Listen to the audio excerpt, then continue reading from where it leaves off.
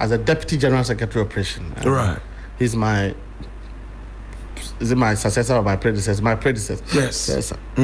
He's actually my big brother. Yes. I am prevented from criticizing him because he's my former boss. But it's about Ghana.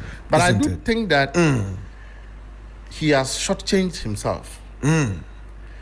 Because politics and political environment is not all juicy. The more you work and serve, the more you make enemies. The more you give your best, the more you lose yourself. And so political actors go through a lot of things. But we have an inspiration. We have people to learn from. So no matter his differences, he should have maintained the temperature. Today, I'm sure that Koku would have been in a position that everybody in this country would have been happy for him. Do you think he regrets it? I will engage him at some point and see if he has. One thing about President Mahama is that if you are fighting his enemies, you have to be careful. Because the man forgives everyone. And so if you see somebody hating President Mahama and you are fighting the person. Do you think Koku thought that the NDC was not going to come into power? They all thought the NDC would not come to power. They didn't. What did Alote do? What lies exactly did he tell? I didn't bring the this thing here. Recently, he lied that Yamin was in illegal mining. Galamsey? Yes, and he actually said some nasty thing about my younger brother. Malik Basintali. Because they are all busy. We are busy. We are actually busy trying to stabilize the party to help the government. And so at the right time when we have to do politics, all of these issues will come up. But I will also say again that I wish Koku come back. Because look, the NDC have always received people who fall out and make efforts to rejoin. I'm going to let my producer call Koku right now and I'll ask him if he'll come back. Yeah? Please do. Yeah. Yeah, producer. I'll be the happiest man the day Koku comes back and actually demonstrate remorse and a change of attitude, because he's an asset. Koku is arguably one of the best writers in this country. Yeah, what would you want him to be remorseful about? Well, you have jumped out of the boat. What it means is that you didn't take responsibility. Okay. We are leading from the front. So if you jump off the boat, you have left millions of followers, including those who believed and trusted you. I think that people must take responsibility. If tomorrow I'm the youngest Deputy General Secretary to have happened to the party, some sort of difficulties ensue, and I decide that I want to resign without weighing the implications of the rule, the feeling of the grassroots, and how they see you. Yes. It's a betrayal of their cause. And that is what Koku did. And his continuous attack on President Mahama, who have served President Mills loyally, who God have rewarded out of that service to emerge as president from vice president and president again. You don't insult such a person. I just told you today that I cannot insult Koku ahyidoho because he is my big brother. He is somebody who have sat where I am sitting today. How did Mahama feel about those insults and attacks? I'm telling you that the man doesn't care about anything. Doesn't care about anything.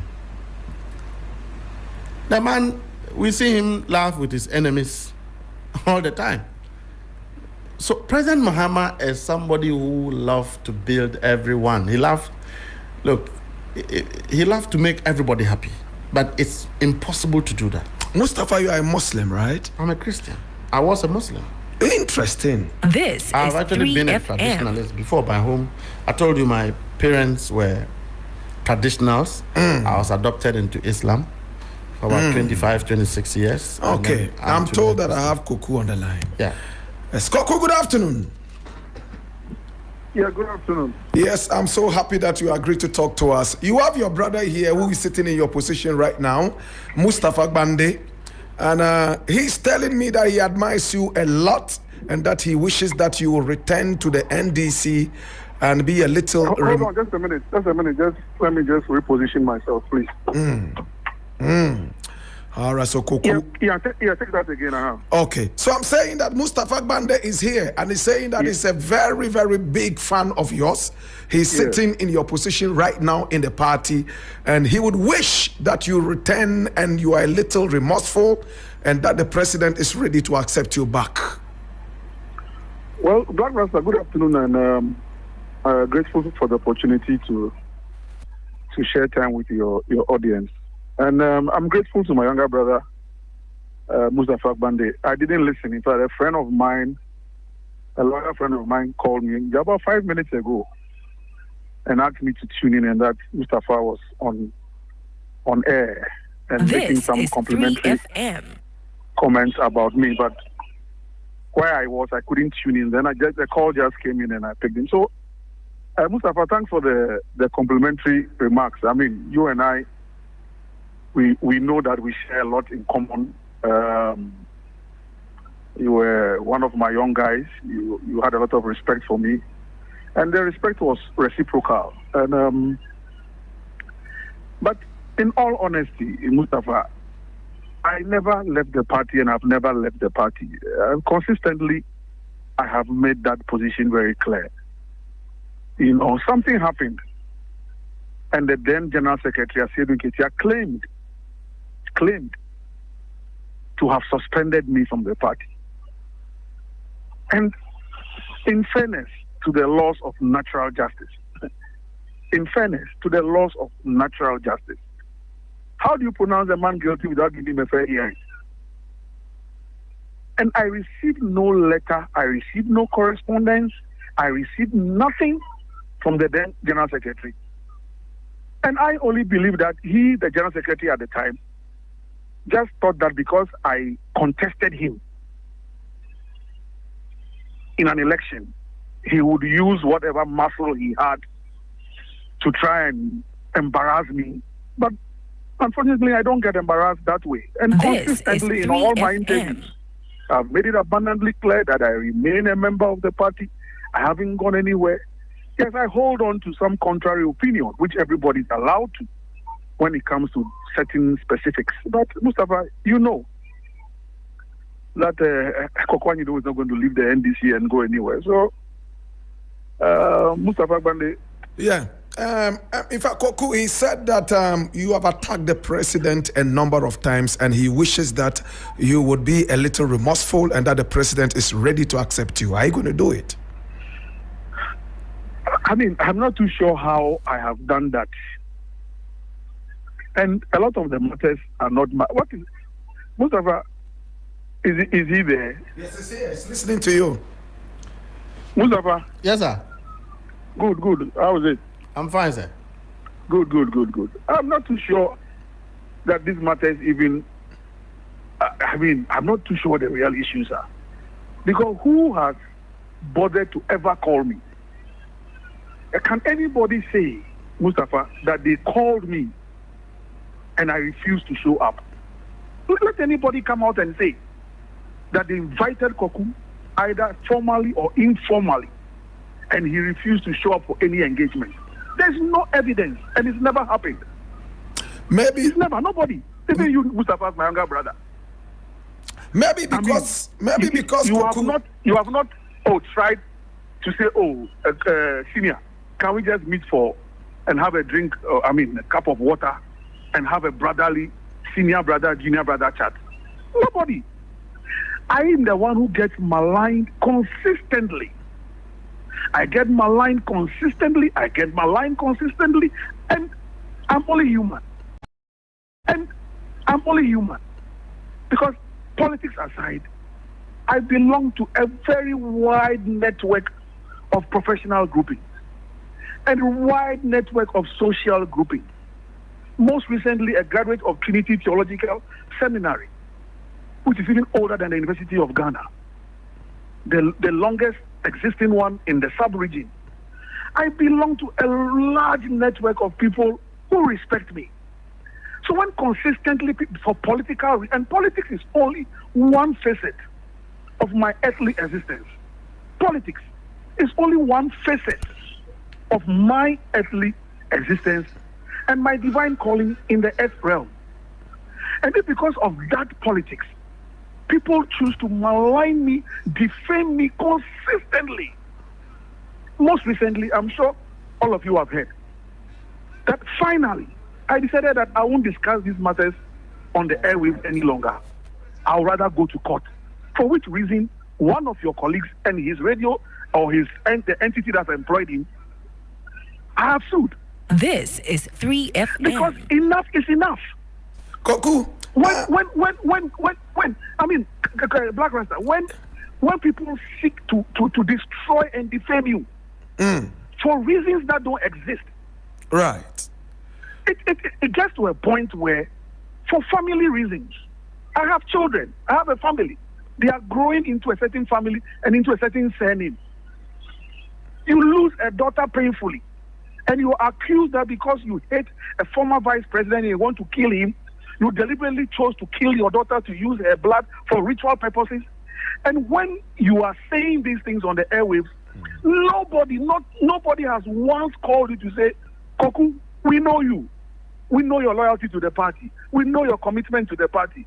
If for any reason some young boys on the airwaves have said certain things, is there any way we can sit down and judge? Nobody. Okay, Koku, if I may just come in all these cases, I don't think that President Mahama said anything against you. Would you say that because he is the father of the nation right now, you would give... I have never said anything against him. All I have sought to do consistently is to say that I never was rude to him when he was vice president.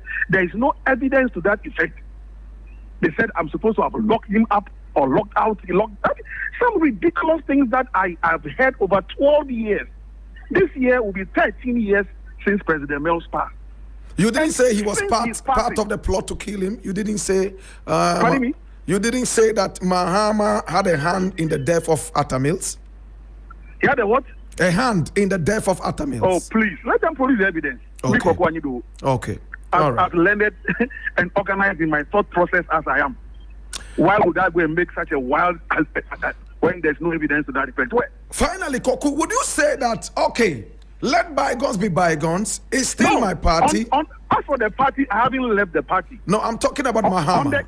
On the issue of Ahyidoho Ketia and what he sought to do at that time, it's up to Ahyidoho Ketia to show magnanimity and say, look, I made a mistake. I mean, the man was not served any processes. I just swung an axe in his direction for no apparent reason. And if I'm national chairman today, and I want to say that, look, everything. So the bygones will come from there. Okay. But on the issue of those that I am in court with, honestly, if any matter is going to be settled, let it be settled within the realms and domain of the justice system. Okay, so with Mahama, I mean, do you think that you would move over to him and say, well, I was very much embittered, but I'm still coming over to you to say whatever it is, let it lie? Koku has never been bitter. And the man was vice president. His Excellency was vice president. And people seem to forget. And I'm happy that my younger brother, Mustafa Bande, makes reference to the fact that he now occupies the office that I once occupied. Black Rasta. When President Mills passed in 2012, 2013, President Mahama took over. There was a movement from the castle to the Flagstaff House. No problem. I mean, the Flagstaff House is the seat of government. This is 3FM. 2013, 2014, there was really no space for me. December of 2014, I chose to go and contest as Deputy General Secretary at the Baba Yara Sports Stadium. Graciously, delegates overwhelmingly gave me a certain mandate. Now, 2016, I was Deputy General Secretary. People seem to forget. I've met young men who have insulted me, and they said, once President Mills died, then I started fighting President John Mahama. It's not true, because in 2016, as Deputy General Secretary of the party, I was the one who went on record in the middle of the night when Samia Uku and Co were all over the place saying they had won. I was the one who said, John Mahama was in a comfortable lead. Yes, I remember that. I remember that didn't statement. say John Atamils was in a comfortable lead. I said John Mahama was in a comfortable lead. Right. Was that not service enough to the party and to the then government and the then president? Of course, subsequently, the president himself considered defeat and President Akufo-Addo took over. This is Then, 3FM. what really became my crime? Only because opportunity came. Fast forward in 2020. And I met President Akufo-Addo and I said, Asumdwe Park, the president asked me, Koku, what can I do for you? What can I do for you, Black Rasta? I mean, individuals, shouldn't I be asking for personal favors? I flattened every personal favor and said, for me, Mr. President, I don't need any personal favors. Asumdwe Park is sitting down there in a very deplorable state. If you have anything to do Asumdwe Park. This is 3FM. And then that becomes my crime that I went to